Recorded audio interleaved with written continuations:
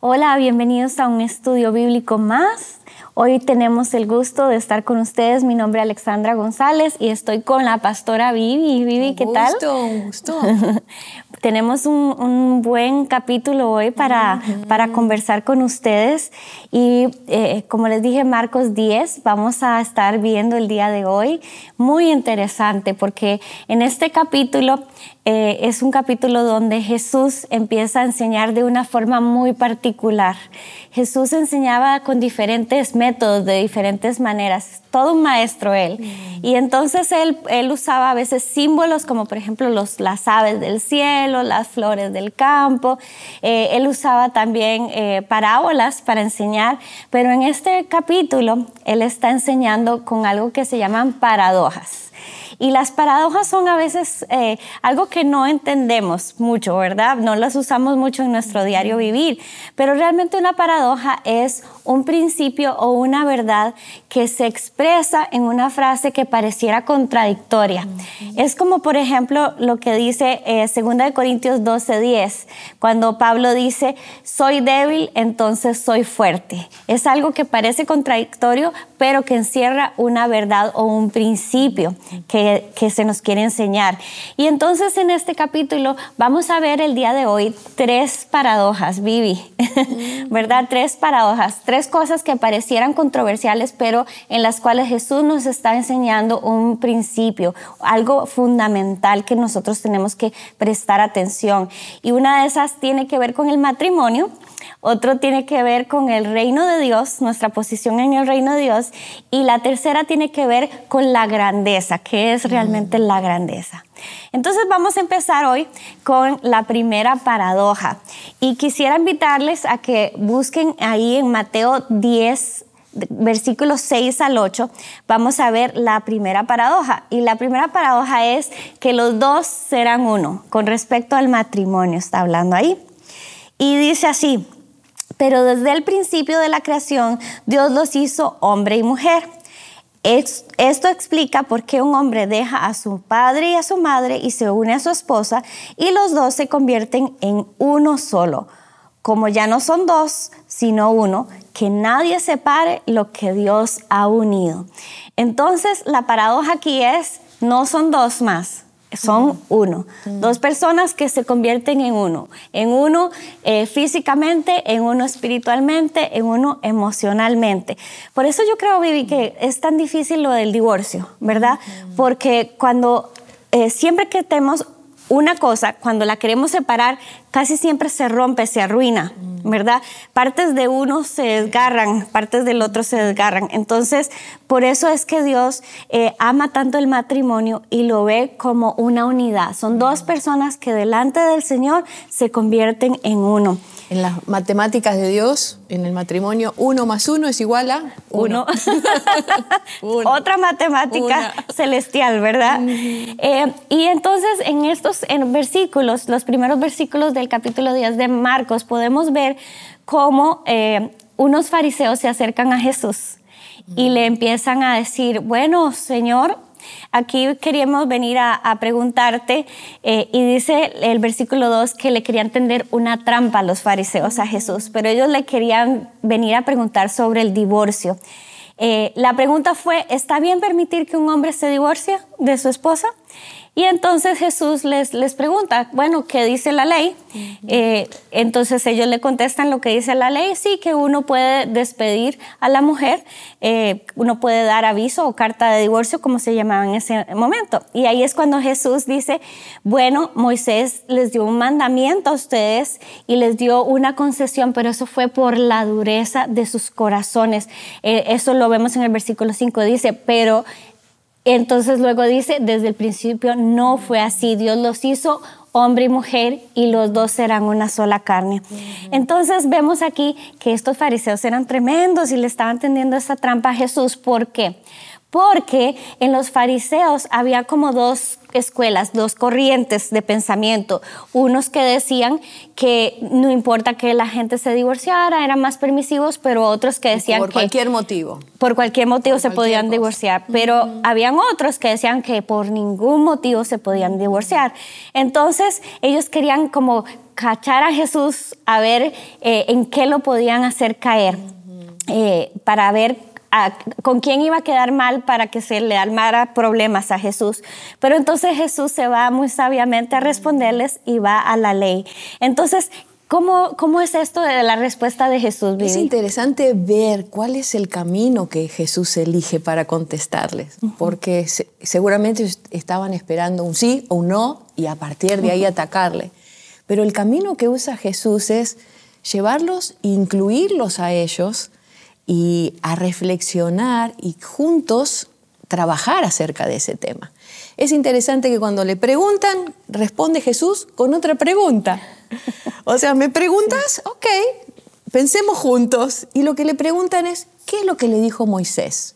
Eso es algo en común que tenían los dos. Y ellos muy tranquilos dijeron, pues, dijo que sí, que se puede repudiar. Y Jesús empieza a ir más profundo y le dice, ¿por qué se dio esa situación? Y ahí le dice que detrás de esa carta de repudio, detrás de ese divorcio, lo que estaba escondido era que la dureza del corazón llevó a tomar esa decisión. Y usa una palabra ahí que es pero, y después continúa hablando, ¿no? El pero es una conjunción que se usa cuando uno quiere o contradecir algo o quiere llevar más profundo. Y Jesús quería que vayan más profundo respecto a este tema. Y al ir más profundo le dijo, bueno, vamos todavía más atrás. ¿Cuál es el plan original de Dios? ¿Cuál es lo que hay en el corazón de Dios? Y los enfoca a decir, esto es el corazón de Dios. Y menciona nuevamente la Biblia, porque lo que está diciendo aquí es algo que encontramos en Génesis, y que es una maravillosa descripción muy concreta, pero de cuál es el corazón de Dios acerca del matrimonio. Y ahí da algunos aspectos que son tan importantes recordar y destacar acerca del corazón de Dios acerca del matrimonio. Lo primero que dice es, dejará a su padre y a su madre. Y ahí nos da un tip que es muy importante en el matrimonio, que tiene que ver con prioridades. Que cuando uno entra en una relación de matrimonio, la pareja pasa a ser la prioridad por encima de las otras relaciones. Eso es fundamental. Lo segundo que dice es, se unirá y se harán uno, que es lo que estamos viendo. Que esto es un proceso interesante, porque no es algo que se da solo, es algo que lleva de alguna manera tiempo, trabajo, esfuerzo, y no solamente es una unidad física, sino una unidad de corazón, una unidad espiritual. Ya en el matrimonio no es solamente lo que yo quiero, lo que yo pienso, lo que yo siento. Aquí cuando me uno a otra persona, hacerse uno con otro ya es nosotros queremos, nosotros. Y no tiene que ver con perderse quién uno es en el matrimonio, sino que tiene que ver con unirme y empezar algo nuevo, pero juntos. Es el 100% de los dos combinado. Así es. Y es una experiencia enriquecedora para los dos, ¿verdad? Y lo último que dice es, lo que Dios unió, que no lo separa el hombre. Y aquí hay un énfasis que cuando hay un compromiso de matrimonio no es solamente un contrato que uno dice, ok, lo rompo cuando quiero, sino que es un pacto. Un pacto es un compromiso, incluso aquí Dios está en el tema. Dios está metido y Dios está ahí diciendo, somos los tres. Por eso la solidez y la importancia de esa unidad, necesitamos a Dios también. Y pienso, cuando estaba reflexionando en esto, pienso cómo el pecado, ¿vale?, ha venido a deteriorar todas las áreas de nuestra vida. El vínculo de pareja vino a traer un deterioro, pero esto nos recuerda que así como el pecado trae consecuencias, la obra de Jesús también viene a restaurar y a renovar y a darnos, a abrir ese camino para que podamos vivir, porque este es un estándar muy alto. Claro. Solo no podemos hacerlo. Necesitamos de alguien. Y Jesús nos abrió ese camino para vencer estas y poder tener victoria sobre estas cosas que nos tiran hacia abajo. Y no solamente en esta área, en todas las áreas de nuestra vida. Pero qué importante que recordemos hoy que la obra de Jesús y el poder de victoria se aplica a mi vida matrimonial, se aplica a mis relaciones, se aplica, y que con la asistencia de Él podemos caminar en esa vida santa que Jesús nos vino a proponer, ¿verdad? Y qué importante recordar esta enseñanza de Jesús de lo que es para Él realmente el matrimonio. Que realmente el matrimonio es un negarse a sí mismo, morirse a sí mismo muchas veces, para poder que cobre vida algo nuevo entre los dos, ¿verdad? Y saberse no es todo lo mío, como decía, sino es lo nuestro ahora. Entonces la primera enseñanza o la primera paradoja que vemos en este capítulo es, no son dos, sino uno. Vamos a la segunda entonces, ¿verdad? La segunda es que los primeros serán los últimos. Y esto está como que los primeros van a ser los últimos. Esto es hasta un dicho muy popular, ¿verdad? Pero vamos a verlo un poco más en detalle, qué es lo que nos quiere decir. En esta afirmación la vemos en Marcos 10, el versículo 31. Dice, pero muchos que ahora son los más importantes, en este día serán los menos importantes. Y aquellos que ahora parecen menos importantes, en ese día serán los más importantes. Creo que esta versión en la Nueva Traducción Viviente nos da mucha claridad en cuanto a este versículo. Los primeros en cuanto a importancia. Y esto se basa en la historia del joven rico o del hombre rico, ¿verdad? Tal vez ustedes la conocen, está del versículo 17 hasta el 24. No lo vamos a leer todo para que no esté muy tal vez trillado, porque son muchos versículos que tenemos que leer, pero los invitamos a que los lean cuando tengan un tiempito en la casa. Pero resulta ser que viene a Jesús un hombre joven y se tira a sus pies y le dice, maestro, bueno, ¿qué hago yo para poder alcanzar la vida eterna, o sea, la salvación? Y entonces Jesús le dijo, ¿por qué me dices bueno? Solo hay uno bueno y ese es Dios, ¿verdad? Y entonces este hombre, Jesús le dice, bueno, si realmente quieres, tú conoces los mandamientos, no matarás, no adulterarás, no robarás, no dirás falso testimonio, y eso es lo que tienes que hacer. Entonces el hombre le dijo, no, Jesús, yo he guardado todo esto desde que yo era bebé, seguro. Todo lo he hecho yo, ¿verdad? El hombre era así como súper perfecto delante de Dios, ¿verdad? Entonces dice que Jesús lo vio con mucho amor, y eso a mí me llama la atención, cómo Jesús lo ve con tanto amor, porque otro le hubiera dicho, ay sí, qué rajón, estás diciendo algo que realmente no estás cumpliendo todos los mandamientos. Pero Jesús dice que lo vio con ojos de amor, y entonces le dijo, ¿sabes qué? Hay una cosa que te falta. Y le dijo, ve y vende todo lo que tienes, entrégalo a los pobres y ven y sígueme. Y entonces dice que cuando el hombre escuchó esto, ¿sabes qué dice esta traducción? Dice, puso cara larga y se fue triste porque tenía muchas posesiones. Al hombre se le acabó ahí las ganas de ser salvo y todo, porque dijo, no, yo tengo mucho, yo no puedo perder todo. Y entonces Jesús se vuelve y le dice a los discípulos, ay, qué difícil que es que un rico entre al reino de Dios. Dice que los discípulos se quedaron asombrados con las palabras de Jesús, pero Jesús les volvió a decir, queridos hijos, es muy difícil entrar en el reino de Dios. De hecho, es más fácil que un camello pase por un ojo de una aguja que un rico entre en el reino de Dios. Y qué tremendo esto, Vivi, porque realmente podríamos pensar, bueno, este era un hombre joven que quería ser salvo, y él está está tratando de ganarse la salvación, ¿verdad?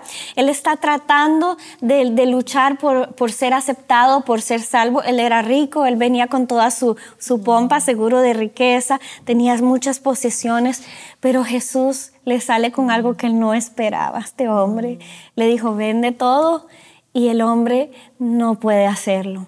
Entonces él se va.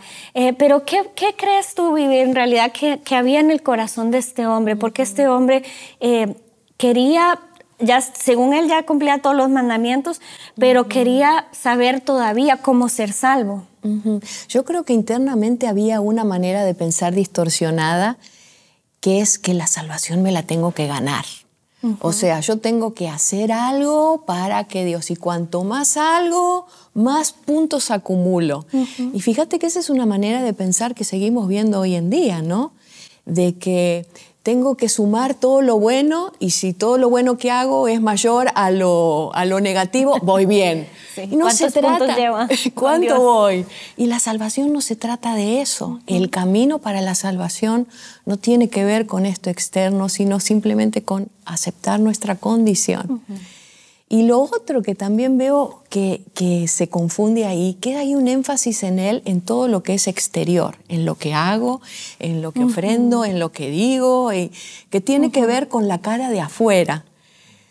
Pero si vos ves en el corazón de Dios, es tan importante lo de afuera como lo de adentro. Y en el caso de él, había cuestiones adentro que tenía que resolver, porque había sentimientos a él en su interior que decían, para mí es más importante lo que tengo que seguir a Dios. Y eso no es algo que se ve, pero es algo que está. Y por eso tan importante como en Primera de Samuel decía, Dios ve lo que está en el interior, no como el ser humano que ve lo evidente, lo que está afuera. Todos vemos así bonito, pero Él va más profundo. Y en cuanto a nuestro vínculo con Dios, Él ve lo de afuera y ve lo de adentro. Y eso es tan importante que nos recordemos, que la salvación y ese vínculo con Dios tiene que ver con tanto nuestras acciones como nuestras intenciones, con todo lo que llevábamos dentro, ¿verdad? Vivi, y yo creo que es muy importante que aclaremos que el dinero no es malo en sí. Así es. Ser rico no es malo en sí. Dios necesita gente con dinero para que puedan extenderse el reino de Dios y puedan financiar obras sociales, puedan financiar obras para el reino de Dios. Pero el problema aquí no es la riqueza, es el amor y el apego que nosotros podemos tener a las posesiones, a las riquezas. Eso es, yo creo que esa es una de las claves, porque en este caso la riqueza y las posesiones le impidieron a este joven rico seguir a Cristo, ¿verdad? Le robaron la bendición de seguirlo a Jesús y de tal vez llegar a ser salvo. Entonces nosotros no podemos permitir, vivimos en un mundo muy materialista, en donde todos queremos tener cada vez el carro nuevo, la casa nueva, más dinero, ganar más, tener muchas posesiones que no son malas, pero el asunto es ¿qué está gobernando nuestro corazón? Si es el amor al dinero o el amor al Señor Jesucristo. Y el propósito que yo le voy a dar a estas posesiones que Dios me da, a estas riquezas que Dios me da, es muy importante. Hay una frase que dice, el dinero es un siervo maravilloso, pero un amo desastroso. O sea, cuando utilizo el dinero en servicio, en dar, está buenísimo. Pero cuando eso me controla a mí, ahí es donde viene el problema, ¿verdad? Exactamente. Pero, Vivi, yo quiero que veamos una parte muy interesante de esto también, porque en el versículo 26, dice que los discípulos, después de que oyeron a Jesús que le dijo esto al joven rico, y Jesús dijo, aquí es muy difícil que un rico se salve, yo me imagino que los discípulos dijeron, bueno, si usted rico, que seguía todos los mandamientos, no se va a salvar, ¿ahora qué va a hacer? ¿Qué nos queda a nosotros? ¿Qué nos espera a nosotros si somos unos simples pescadores, gente que no es muy educada, gente que no tiene dinero, que no tiene nada? ¿Qué nos espera a nosotros? Entonces dice la Biblia que ellos se quedaron atónitos, ¿verdad? Y el versículo 26 dice ¿quién podrá entonces ser salvo?, le dijeron a Jesús. Y Jesús dice que los miró fijamente y les dijo, humanamente hablando, es imposible que alguien se salve. Jesús puso aquí el punto, la salvación no es porque guardes todos los mandamientos, la salvación no es porque tengas muchas riquezas, porque antes el tener riqueza era una señal de bendición de Dios, como que, eres rico, entonces Dios sí está contigo. Entonces Jesús dijo, no es la riqueza la única señal de que eres salvo y que vas a ser bendito por Dios. No es cumplir todos los mandamientos lo que te va a llevar a ser salvo, porque es imposible para un hombre ser salvo por sí mismo. Pero para Dios nada imposible, porque Dios proveyó la salvación para nosotros a través de Jesús. Entonces tenemos que siempre recordarnos a nosotros mismos de que no es por lo que hagamos, no es por lo que tengamos, no es por las bendiciones que vamos a ser salvos o que reflejan la mano de Dios sobre nuestra vida, sino es la gracia y la misericordia de Dios sobre nuestra vida, lo que realmente nos da esa salvación. Y entonces aquí le siguen diciendo, Jesús, pero nosotros hemos dejado todo por ti, dejamos los barcos tirados, dejamos las redes tiradas, dejamos la familia, algunos de nosotros, ¿y qué nos espera a nosotros? Y entonces Jesús, muy lindo, Él les dijo, mire, la gente juzga por las apariencias, ustedes no se preocupen, ustedes no van a quedar sin recompensa. Siempre y cuando ustedes hayan dejado algo por mí, van a recibir una recompensa. Y ahí va al motivo del corazón. Si ustedes lo dejaron por Jesús, ustedes no se van a quedar desamparados ni en vergüenza ni en ridículo, ustedes van a recibir también alguna bendición. Y ¿saben qué? Lo que van a recibir es la salvación. Pero entonces no se vayan por las apariencias. No es por el rico, no es por lo joven, no es porque guardaba los mandamientos, es porque el que me decide seguir a mí va a tener realmente una importancia. Entonces, no vamos a creer que la gente rica, con mucha apariencia, con muchas cosas que puede comprar o ganar, es la gente que va a ser más importante delante de Dios. Los que son más importantes delante de Dios son los que dicen, Señor, te entrego mi vida, me despojo y yo me rindo a ti y te cedo el centro de mi vida. Esos son los que son importantes realmente delante de Dios. Vivi, y entonces pasamos ahora a la tercera y última paradoja que vamos a ver hoy. Y que está conectada, porque la tercera tiene que ver con que los siervos van a ser los gobernantes. Y lo encontramos en los versículos 42 al 45, y dice, ustedes saben que los gobernantes de este mundo tratan a su pueblo con prepotencia y los funcionarios hacen alarde de su autoridad frente a los súbditos. Hace un cuadro descriptivo de lo que es la autoridad vista a nivel del mundo, ¿no? Y marca dos rasgos. Una es la prepotencia, es una actitud de superioridad. Y lo otro que es hacer alarde, hacer como importancia, y tomar una actitud donde yo soy superior, donde yo soy la autoridad y tú eres el súbdito. Y cómo esto trae consecuencias, ¿no? Y cómo afecta.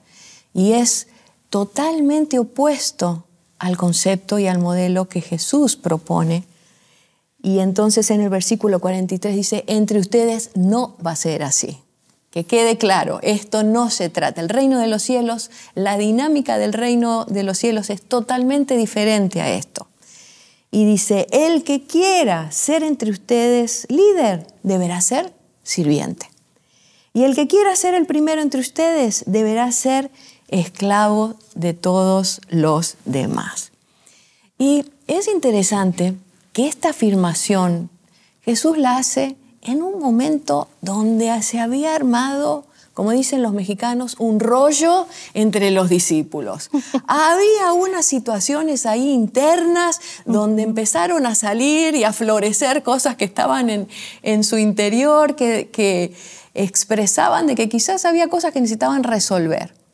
Y tiene que ver con una actitud que tuvieron y un deseo de Santiago y Juan. Esto lo encontramos en el versículo 35, donde se le acercan a Jesús y le dicen, te queremos hacer una petición, Jesús. Y en otro pasaje paralelo dice que la mamá también estaba presente. Así que venía mamá con los hijos. Las mamás. La mamá presente ahí, haciendo apoyo en esta situación. Y entonces Jesús le dice, ¿y cuál es? ¿Cuál es el motivo? ¿Cuál es la petición que tienen? Y ellos le contestaron, cuando te sientes en tu trono glorioso, nosotros queremos sentarnos en los lugares de honor a tu lado, uno a la derecha y otro a la izquierda. Pensaron, este es el momento de hacer el movimiento. Necesitamos... Vamos para arriba aquí. Vamos a dejarlo en claro. Y si bien esta petición no era tomada así de los pelos, sino que era algo que Jesús les había dicho. Y en Mateo 19, encontramos que Jesús ya les había dicho, cuando el Hijo del Hombre se siente en el trono de gloria, vosotros me habéis seguido, también os sentaréis en 12 tronos para juzgar a las 12 tribus de Israel.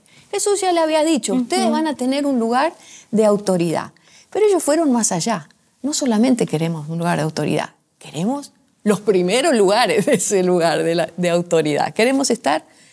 Y esto expresa lo que hay adentro.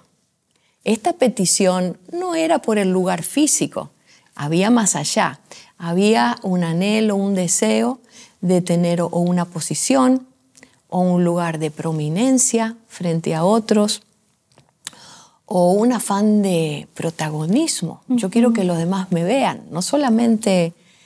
Y esto es algo tan interesante que necesitamos estar atentos porque es tan fácil poder caer en este tipo de reacciones donde de alguna manera internamente se piensa de que si yo tengo un puesto mayor, me van a ver más. Y qué rotundo que es Jesús que le dice, esto no va a ser así entre ustedes. Si anhelás un mejor puesto, no es para recibir más, sino que es para dar más. Si vos querés ser y gobernar, primero tenés que pasar por ser alguien que sirve a alguien. Cómo estos principios del reino son totalmente opuestos a lo que se vive en el mundo. Y por eso la importancia de estar atentos y permanentemente estar checando qué es lo que hay en mi interior, cuáles son las motivaciones, qué es lo que me mueve a mí en esta área, en el servir a Jesús. ¿Qué me mueve a servir a Jesús? Que el pastor me diga que bien lo hiciste o que te den un puesto que estés por encima de otros. Jesús dice, eso, no hay que darle lugar. Necesitamos desarrollar ese corazón de servicio, que es una actitud. No es solamente lo que hago, es una actitud que brota de lo que llevo adentro. El pastor Marcos Witt siempre decía, el que no sirve, no sirve. Ese es el corazón de Dios. El servicio es parte fundamental y la actitud de servicio y servirnos los unos a los otros en el cuerpo de Cristo es la dinámica que necesitamos hacer correr en nuestro diario. Y realmente vivir esto es un concepto muy revolucionario que Jesús viene a dar, porque yo me imagino que ellos veían a los soldados romanos ahí con todo su poder, su prepotencia, ¿verdad? Con que los trataban a ellos. Y como Jesús dice, ustedes no deben de ser como esos, ustedes más bien sean siervos. Y en el mundo que vivimos hoy, realmente el poder se mide con el dominio, la influencia, ¿verdad? Los súbditos, los fans que tienes, los likes que tienes. Pero Jesús dice, así no es, muchachos, así no es. Esto es un concepto diferente. El que quiere ser grande va a tener que ser un siervo. Pero esta petición, como dijiste, Vivi, de Jacobo, de Santiago y Juan, eso enardeció a los otros 10 discípulos, ¿verdad? Los enojó un montón. Seguro yo me imagino que dijeron, ¿y estos qué se creen? ¿Que son más importantes que nosotros? ¿O que nos quieren aquí bajar el piso o serruchar el piso, como decimos en diferentes países, ¿verdad? Porque en ellos se despertó una envidia, realmente. Una así como que no, yo no me voy a dejar que me quieran a mí hacer para un ladito. No, yo no me dejo. Pero entonces tenemos que entender que ese tipo de roces en las relaciones se van a dar. Si se dieron en los discípulos, se van a dar el día de hoy con todos nosotros. Yo creo que es algo inherente al ser humano. Pero yo creo que tenemos que volver a reaccionar y volver a la palabra y volver a decir, Señor, tú no me quieres buscando la grandeza ni buscando la posición, sino que tú me quieres humilde sirviendo delante de otros y delante de ti, Señor. Y creo que eso es lo que el Señor quiere para nosotros. Bastante énfasis en los versículos 43 y 44, donde dice, el que quiera hacerse grande entre vosotros será vuestro servidor, y el que quiera ser el primero será el siervo de todos. Siervo de todos. Nadie que sea el siervo, porque todos vemos a los que sirven así como, ay no, son los de abajo, ¿verdad? O los de adentro, pero no. Jesús dice, yo veo las cosas diferentes. Y lo lindo de aquí, Vivi, es que Jesús nos dio ejemplo a nosotros. Así es. Jesús nos dio ejemplo, porque Él dice en este versículo, dijo, el Hijo del Hombre no vino para ser servido, sino para servir y dar su vida en rescate por muchos. Qué lindo. Esa es la actitud que nosotros tenemos que tener. Yo no vengo aquí a que me sirvan, yo no vengo aquí a creerme el más que todos, yo vengo aquí con una actitud de servicio a los demás, con una actitud de ser ese canal del amor de Jesús para otros. Y yo creo, Vivi, que en la Biblia, cuando nosotros examinamos, hay como un patrón bíblico. Por ejemplo, obviamente el ejemplo por excelencia es Jesús. Y Jesús le dijo a estos que le vinieron a pedir sentarse a la derecha y la izquierda, les dijo, si ustedes quieren sentarse a la derecha y la izquierda mía, entonces ustedes van a tener que sufrir igual que yo voy a sufrir. Jesús no saben lo que están pidiendo. No saben lo que están pidiendo. ¿Verdad? Porque Jesús, para poder ser exaltado por el Padre, tuvo que sufrir una muerte terrible en la cruz. Tuvo que pasar cosas terribles antes de llegar a la cruz, y luego en la cruz se culminó todo de una manera muy fuerte. Entonces les dijo Jesús, sí, ustedes quieren estar muy arriba. Bueno, primero van a tener que sacrificarse y morir para poder llegar a ser exaltados. Y yo creo que eso es el patrón bíblico que tenemos, porque empieza con Jesús, pero si luego vemos a personajes muy importantes en la Biblia, como por ejemplo un Moisés, que Moisés tuvo que ir al desierto primero, antes de llegar a una posición de líder. Con un José, por ejemplo, que tuvo que ir a la cárcel y sufrir un montón de cosas en la cárcel, para ser vendido como esclavo antes de la cárcel, y luego, hasta después de los años, llegó a una posición de exaltación en Egipto. También lo vemos con un David que fue un muchachito, pastor de ovejas, sirviéndole al papá, sirviéndole a los hermanos que ni lo querían, después sirviéndole a Saúl, que también lo terminó persiguiendo, hasta que Dios lo puso como rey, ¿verdad? Y por último, tal vez podemos hablar de José. Bueno, ya hablamos de José, perdón. Por último, podemos hablar de Timoteo también, ¿verdad? Que Timoteo estaba para servir. Era un jovencito y hasta le tenían que decir, Timoteo, no, que nadie te tenga en poco, tú eres, la gente tal vez no te ve en poco, pero tú sigues sirviendo, tú sigues dando y yo te voy a poner en una posición. Entonces, yo creo que esta es una clave muy importante. No es que tengamos que servir con el afán de, porque, ¿verdad? También podemos ser muy bandidos, de decir, yo voy a servirle a fulanito, a alguien grande para lograr entonces llegar y escalar. No es esa la intención. La intención es que sirvamos con un corazón de amor, con un corazón sencillo, rendido al Señor, que aprendamos la obediencia, que aprendamos el morir a nosotros mismos, como Jesús lo hizo. Y entonces Dios nos exalta cuando sea tiempo. Fieles en lo poco y luego el Señor nos va a poner en lo mucho. Qué importante es todos estos principios, porque el vivir en ellos es ir en contra de la corriente. Claro. Cada uno de estos, vemos que lo que dice Jesús es ir en contra de lo que en general todos te van a querer mover, impulsar. Por eso necesitamos estar conscientes de que lo necesitamos a Él, necesitamos la asistencia de Él para poder vivir de acuerdo a esa propuesta que Jesús nos viene a dar.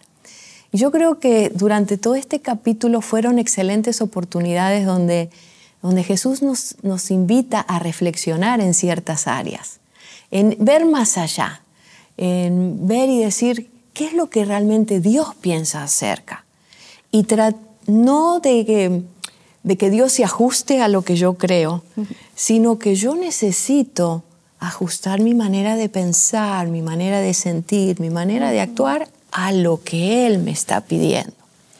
Entonces nos invitó este capítulo a reflexionar qué es lo que piensa Dios acerca del matrimonio y cómo yo necesito fluir con eso. Cómo Dios ve el liderazgo, cómo Dios ve la actitud del servicio. ¿Qué es lo que Dios piensa acerca de quiénes son los grandes realmente? Y que en nuestro corazón necesitamos tener esa actitud de docilidad, de decirle, Jesús, te seguimos. Jesús, te necesitamos solo, definitivamente. No lo hacemos en ninguna, pero tú nos modelaste y nuestra respuesta tiene que decir, ahí vamos, Jesús, te vamos a seguir. De eso se trata el seguir a Jesús. Cada día, en cada decisión, como mencionábamos antes, chequeos de corazón periódico. ¿Cuáles son las motivaciones? ¿Por qué estoy haciendo lo que hago? ¿Por qué estoy sirviendo? ¿Por qué quiero? Eso va a ser excelentes oportunidades y crear esos espacios donde le demos la opción a que Jesús nos hable a nuestras vidas acerca de cómo estamos viviendo y cómo estamos caminando. Cuánta información, cuántas áreas que el Señor nos desafía, pero cuántas oportunidades que tenemos para decidir, Señor, te vamos a seguir. Y vamos a terminar, quisiera tener una oración pidiendo esa providencia divina para vivir de acuerdo a este estándar que Él nos ha dado. Señor, gracias por tu palabra fresca en nuestros corazones. Gracias por recordarnos cómo tú ves, cómo tú piensas, cómo tú planeaste, Señor, nuestra vida. Gracias, Jesucristo, por darnos la posibilidad y abrir ese camino en que nosotros podamos vivir una vida agradable a ti, gracias a esa obra tuya. Señor, oro en el nombre de Jesús que nos sigas dando esa sabiduría para vivir nuestra vida matrimonial de una manera que te honre, que te agrade, que te glorifique, Señor. Oro por matrimonios que están pasando situaciones críticas, difíciles. Oramos por la luz de Dios en esa circunstancia. Oro por sabiduría divina. Oro por misericordia tuya, Señor. Que tú renueves, que guíes. Señor, oramos por cada uno de los que están sirviendo en tu casa o en distintos ámbitos para que podamos hacerlo no solamente con excelencia, sino con esas motivaciones erradas que tú las transformas. Okay. Como decía el salmista, Señor, inclina nuestro corazón a tu voluntad, inclina nuestro corazón a tus planes y a tus propósitos. Oro, Señor, por todos aquellos que en su interior están buscando ser reconocidos. Oro por una sanidad, Señor, que podamos vernos y tener esa seguridad de quién somos en ti, que no necesitemos del apoyo, de la aprobación de los demás, sino que podamos caminar confiados, seguros, porque tú estás con nosotros. Gracias, Señor, por tu presencia. Gracias por acompañarnos. En el nombre de Jesús oramos. Amén. Amén. Que tengas un excelente tiempo. La semana que viene la seguimos con Marcos 11. Así que te esperamos. Bendiciones.